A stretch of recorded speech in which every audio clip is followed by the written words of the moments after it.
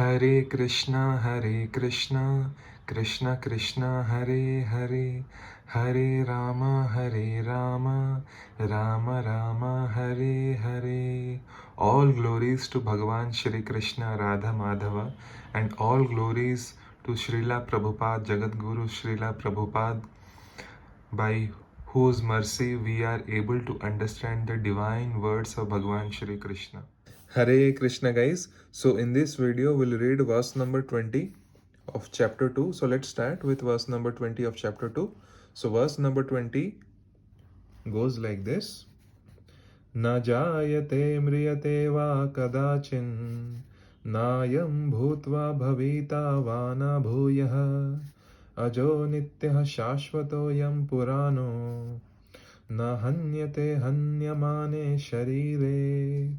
We'll read this verse again. न जायते म्रियते वा कदाचिन् नायं भूत्वा भविता वा न भूयः अजो नित्यः शाश्वतोऽयं पुराणो न हन्यते हन्यमाने शरीरे. Okay. Na never, jayate takes birth, mriyate dies, va either, kadachit at any time, past, present or future, na never, I am this, bhutva having come into being, bhavita will come to be, va or na not, bhuyah or is again coming to be, ajaha unborn, nityah eternal, shashvatah permanent, I am this, puranah the oldest, na never, hanyate is killed, hanyamane being killed, sharire the body. Right? So Bhagwan continues to say to Arjuna that, my dear Arjuna, for the soul there is neither birth nor death at any time. For the soul there is neither birth nor death at any time. He has not come into being, does not come into being, and will not come into being. He is unborn, eternal, ever existing and primeval. He is not slain when the body is slain. So purport given by His grace. Qualitatively, the small atomic fragmental part of the Supreme Spirit is one with the Supreme, right? The small atomic fragmental part which is there inside all of us, that is one with the Supreme, right? And the same atomic fragmental part undergoes no changes like the body, right? Sometimes the soul is called the steady or kutastha, right? The body is subject to the body is subject to 6 kinds of transformations, right?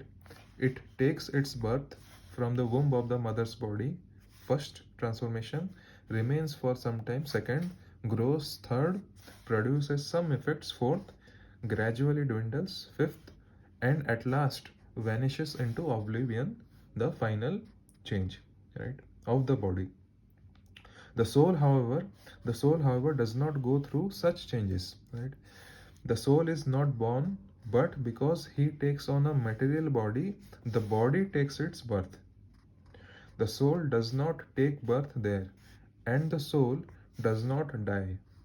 Anything which has birth also has death, and because the soul has no birth, he therefore has no past, present, or future. The body has a past, present, or future, but the soul doesn't have any past, present, or future. He is eternal, ever existing, and primeval. That is, there is no trace in history of his coming into being. Right? Under the impression of the body, we seek the history of birth, etc. of the soul. Right? The soul does not at any time becomes old as the body does.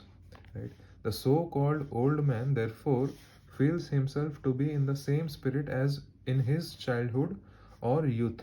The changes of the body do not affect the soul. The soul does not deteriorate like a tree or anything material.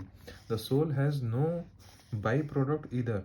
The byproducts of the body, namely children, are also different individual souls, and owing to the body, they appear as children of a particular man.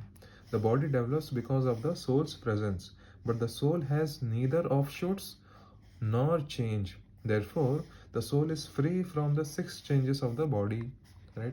In the Katha Upanishad 18, we also find a similar passage which reads, न जायते म्रियते वा विपश्चिन् नायं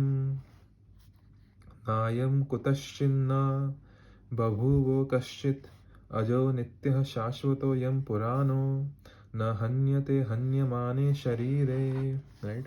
So the meaning and purport of this verse is the same as in the Bhagavad Gita. But here in this verse, there is one special word, vipaschit, which means learned or with knowledge. The soul is full of knowledge or full always with consciousness. Therefore, consciousness is the symptom of the soul. Even if one does not find the soul within the heart, where he is situated, where the soul is situated, one can still understand the presence of the soul simply by the presence of consciousness. Right? Sometimes we do not find the sun in the sky owing to clouds, right? Or for some other reason, but the light of the sun is always there, and we are convinced that it is therefore daytime.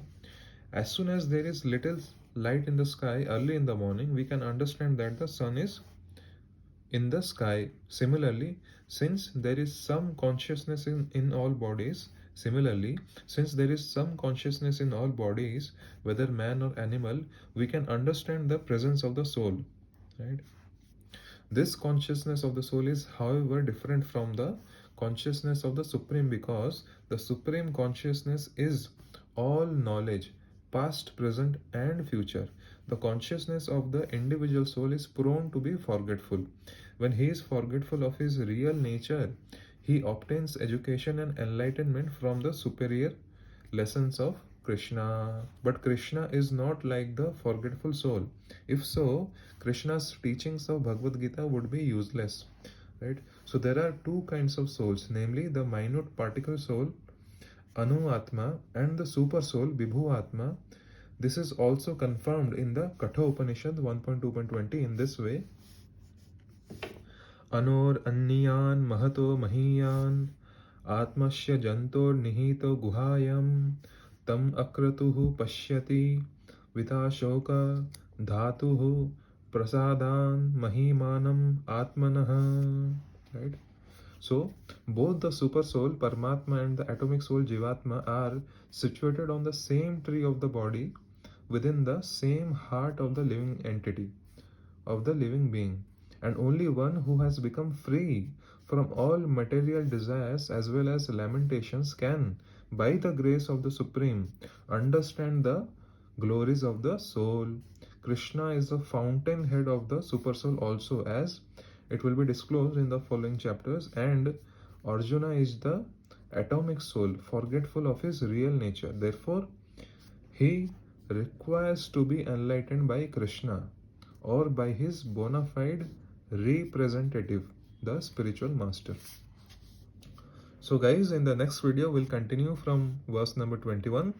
Hare Krishna. Hare Krishna.